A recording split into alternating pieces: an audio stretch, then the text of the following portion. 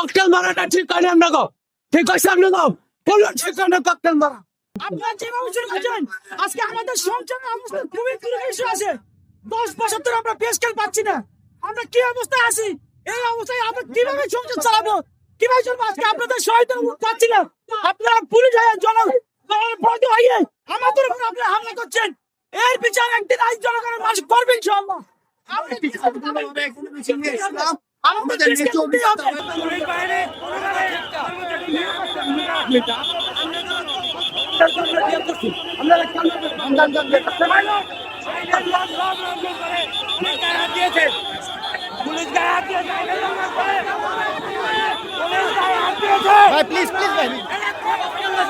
মারবেন এটা ককটেল মারাটা ঠিক করে আমরা গো ঠিক আছে আপনি দাও বলো ঠিক করে ককটেল মারা